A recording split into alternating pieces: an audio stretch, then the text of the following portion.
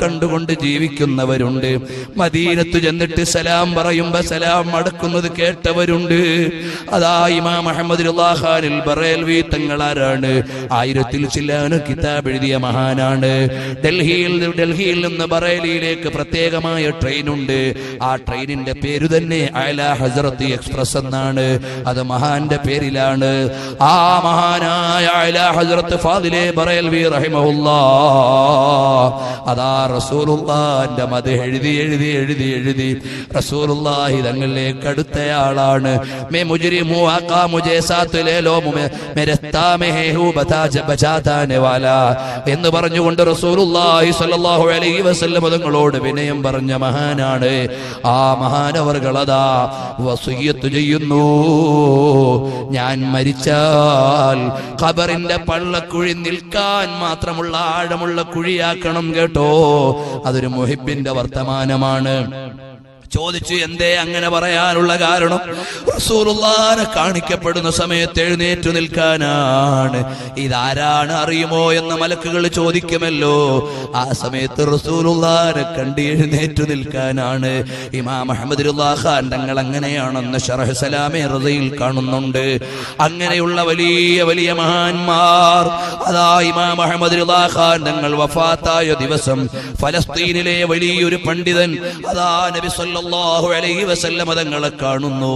സ്വഹാബത്തിന്റെ കൂടെ വലിയ പുഷ്പങ്ങളുമായി നിൽക്കുകയാണ്. ഈ മഹാൻ ചോദിച്ചു, നിങ്ങൾ എവിടേക്ക് പോകാൻ നിൽക്കുകയാണ് തങ്ങളെ? തങ്ങളും സ്വഹാബികളും എവിടെ പോകാൻ നിൽക്കുകയാണ്? അതാ ഇന്ത്യയിലെ ബറേലിയിൽ നിന്ന് അഹ്മദ് റിള എന്ന എന്റെ ഒരു മുഹിബ് വരുന്നുണ്ട്, സ്വീകരിക്കാനാണ്. ഫലസ്തീനിലുള്ള ആ പണ്ഡിതൻ പിറ്റേന്ന് തന്നെ പോയി ഇന്ത്യയിലേക്ക് വിസ തരപ്പെടുത്തി. ഡൽഹിയിൽ നിന്ന് ബറേലിയിലേക്ക് വന്നു. അന്വേഷിച്ചു, ആരാണ് ഇമാം അഹ്മദ് റിള ഖാൻ? അവര് പറഞ്ഞു, ഇവിടെ ജീവിച്ചിരുന്ന വലിയ പണ്ഡിതനാണ്, വഫാത്തായി പോയി. മക്കളെ പോയി പരിചയപ്പെട്ടു. അവരോട് സംസാരിക്കുമ്പോൾ ഈ മഹാൻ ഫലസ്തീനിൽ വെച്ച് സ്വപ്നം കണ്ട അതേ സമയത്താണ് ഇമാം അഹ്മദ് റിള ഖാൻ തങ്ങൾ ഇന്ത്യയിൽ മരിക്കുന്നത്. അവിടുത്തെ റൂഹിനെ സ്വീകരിക്കാൻ റസൂലുള്ള നിൽക്കുകയാണ്. ഇതൊരു അസംഭവ്യമായ കാര്യമല്ല. റിബഈ ഇബ്നു ഖിറാശ് തങ്ങൾ ആരാണ്? ഹദീസ് നിവേദനം ചെയ്ത മഹാനാണ്. ഇമാം മുസ്ലിം റഹിമഹുള്ളയുടെ ഉസ്താദാണ്. ഇമാം ബുഖാരിയുടെ ഉസ്താദാണ്. 6 ഹദീസിന്റെ പണ്ഡിതന്മാരുടെയും ഉസ്താദാണ്. മഹാനവറുകൾ ജീവിതകാലത്ത് ചിരിച്ചിട്ടില്ല, വഫാത്തായപ്പോൾ ചിരിക്കുന്നു. ചിരിച്ച ജനാസ എടുക്കാൻ കൂട്ടുകാർക്ക് കഴിയുന്നില്ല. ഉടനെ ഒരു വിളിയാളം ഉയരുകയാണ്. വഫയാത്തുൽ അയ്യാനിൽ ഈ സംഭവം കാണാം. റസൂലുള്ള ഖബറിൽ കാത്തു നിൽക്കുന്നുണ്ട്. എന്റെ ജനാസ വേഗം എടുത്തോ. സമാനമായ സംഭവം ഇമാം സുയൂത്തി റഹിമഹുല്ലാഹ് ശർഹു സുദൂരിൽ റിബഈ റളിയല്ലാഹു അൻഹുവിനെ തൊട്ട് റിപ്പോർട്ട് ചെയ്യുന്നത് കാണാം. റബീ എന്നവരാണ് നിവേദനം. റിബഈ എന്നവരെ കുറിച്ചാണ് സംഭവം. അത് ഞാൻ എന്റെ പ്രസംഗത്തിൽ മഹാന്മാരുടെ റമദാൻ എന്ന പ്രസംഗത്തിൽ ഉദ്ധരിച്ചിട്ടുണ്ട്. പറയട്ടെ, അങ്ങനെയുള്ള മഹാന്മാരെല്ലാം റസൂലുള്ളാഹി സ്വല്ലല്ലാഹു അലൈഹി വസല്ലം തങ്ങളെ കണ്ടുപോയി.